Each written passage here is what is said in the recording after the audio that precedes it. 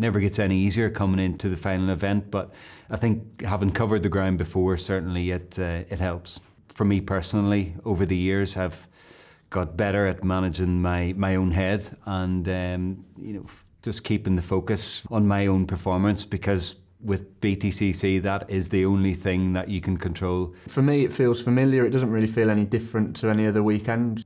Colin has done it all, but let's not forget, last year and the year previous, he had a bit of a sketchy finals day. So experience is a great thing, but when the pressure's on, who knows how people handle it. We can all put on a face, but who knows what's actually going on inside. So I'm just going to try and stoke the fire with them all a little bit, really.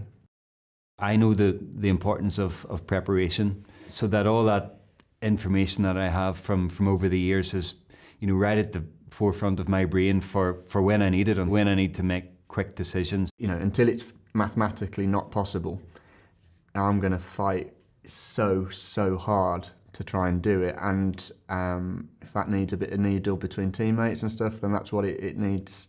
For sure, this has been, I would say, probably the most intense fight, because it's with your teammates. Oh, so there's no love lost between the BMWs.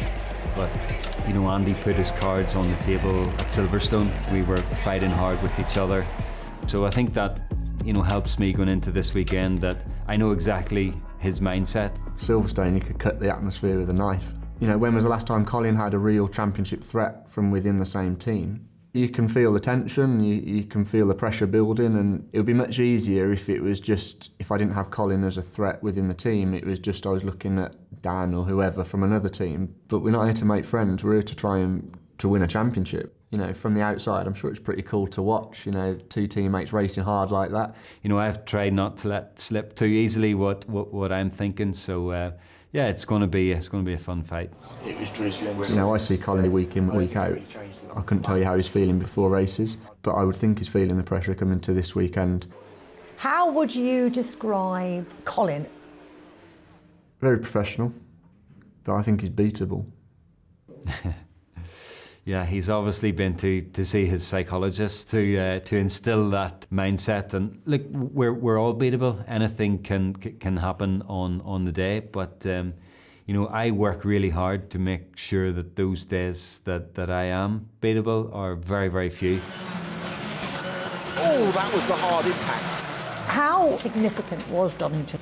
It was a big thing for me personally, if I'm honest. The crash is one thing, is what it is.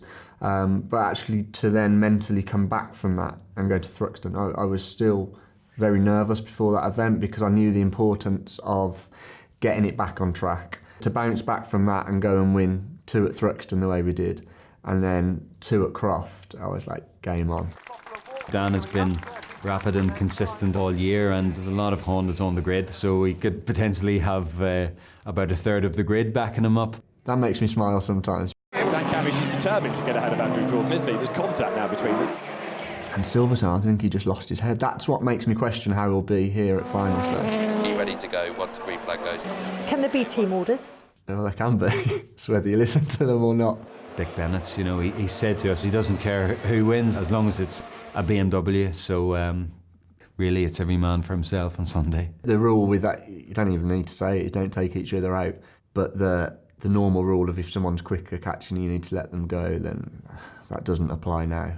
What are the percentages of you being a British Touring Car Championship driver in 2020? I probably wouldn't bet on it being 50-50 at the minute. Sunday, win or lose, it will still be a sad day, because this has been, my dad did it for 2 years before I did. 15 years we've been in the championship. So as I drive out of here, it'll be a bit weird, because it could be the last time, certainly in the foreseeable future.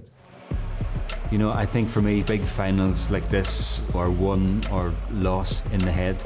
I've been in the gravel at Knockhill, facing the traffic at Silverstone, and I've had to fight my way back. I've had to recover. I come to the final round honestly believing I deserve to win the championship this year. I've got nothing to lose.